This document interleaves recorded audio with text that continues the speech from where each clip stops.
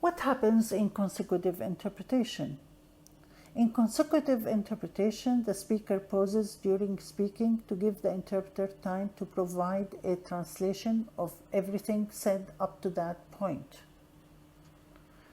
So what is expected from the consecutive interpreter? Number one, accuracy and completeness. Interpreters should keep interpretation accurate and complete without adding or omitting or without explanation. Interpreter must preserve the register, the level of language, and the style of speaking. Number two, impartiality and avoidance of conflict of interest. Interpreters should avoid any conflict of interest and should deal with all parties as equal.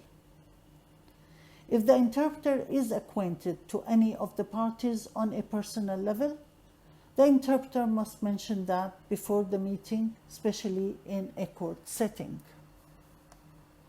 Number three, professional attitude. Establish trust to win people's confidence in you by following the proper protocol and using the proper manner in addressing everyone.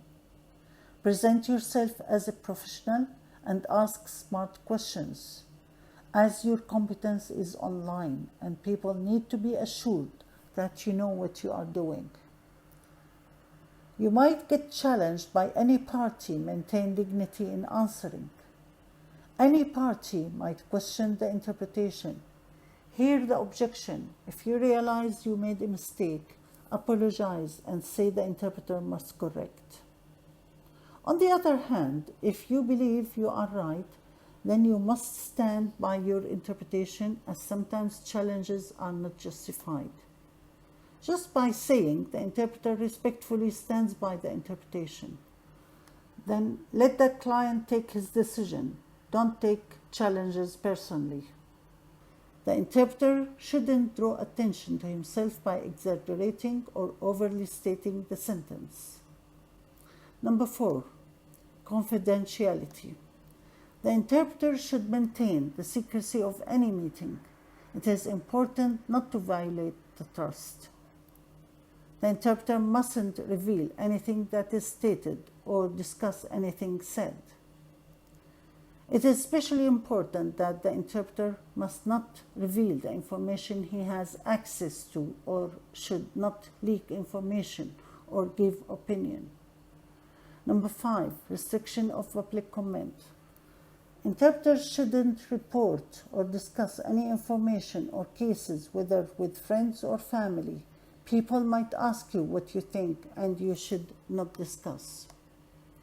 Number six, scope of practice. The interpreter should limit himself to interpreting or translating.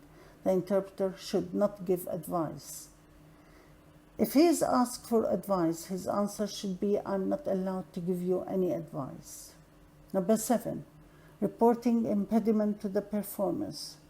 The interpreter must inform the client if he thinks that anything could prevent him from doing his job competently. Number eight, duty to report any ethical violations. Anybody obstructing the interpreter from performing his duty or preventing him from adhering to ethics should be reported. The interpreter must report anyone who tries to make him do anything unethical.